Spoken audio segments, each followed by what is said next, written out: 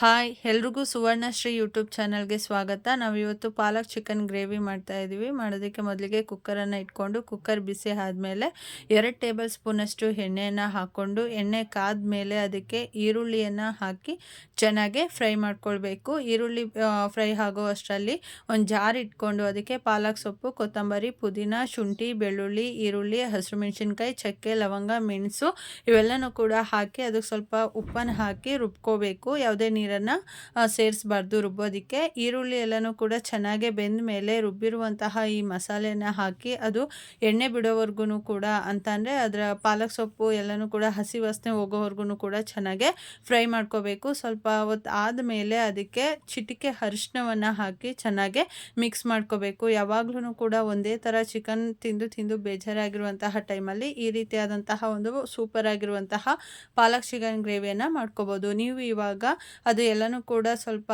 ನೀರಿನಂಶ ಎಲ್ಲನೂ ಕೂಡ ಹಸಿ ವಾಸನೆ ಹೋದ್ಮೇಲೆ ಅದಕ್ಕೆ ಚಿಕನ್ ಮಸಾಲ ಯಾವುದನ್ನಾದ್ರೂ ಕೂಡ ಸೇರಿಸ್ಕೋಬೋದು. ನಾನು ಮನೆಯಲ್ಲೇ ಮಾಡಿರುವಂತಹ ಸಾಂಬಾರ್ ಪೌಡರನ್ನು ಸೇರಿಸಿ ಚೆನ್ನಾಗಿ ಮಿಕ್ಸ್ ಮಾಡಿ ಅದಾದಮೇಲೆ ಅದಕ್ಕೆ ತೊಳೆದಿಟ್ಕೊಂಡಿರುವಂತಹ ಚಿಕನನ್ನು ಸೇರಿಸಿ ಚಿಕನ್ಗೆ ರುಚಿಗೆ ತಕ್ಕಷ್ಟು ಉಪ್ಪನ್ನು ಹಾಕಿ ಅದನ್ನು ಚೆನ್ನಾಗಿ ಮಿಕ್ಸ್ ಮಾಡ್ಕೊಂಡಿದ್ದೀನಿ. ಮಿಕ್ಸ್ ಮಾಡ್ಕೊಂಡು ಆದಮೇಲೆ ಅದ್ರ ಮೇಲೆ ಒಂದು ಪ್ಲೇಟನ್ನು ಮುಚ್ಚಿ ಒಂದು 10 ನಿಮಿಷಗಳ ಕಾಲ ಚೆನ್ನಾಗಿ ಬೇಯಿಸ್ಕೊಳ್ಬೇಕು. ಯಾವುದೇ ರೀತಿಯಾದಂತಹ ನೀರನ್ನು ಕೂಡ ನೀವು ಅಲ್ಲಿ ಆ್ಯಡ್ ಮಾಡೋ ಆಗಿಲ್ಲ, ಯಾಕಂದರೆ ಚಿಕನ್ನಲ್ಲಿರುವಂತಹ ನೀರಿನಂಶ ಎಲ್ಲನೂ ಕೂಡ ಅಲ್ಲಿ ಬಿಟ್ಕೊಳ್ಳುತ್ತೆ.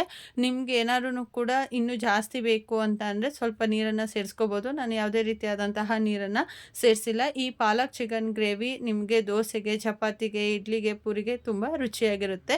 ಸುವರ್ಣಶ್ರೀ ಯೂಟ್ಯೂಬ್ ಚಾನಲನ್ನು ಸಬ್ಸ್ಕ್ರೈಬ್ ಮಾಡಿ.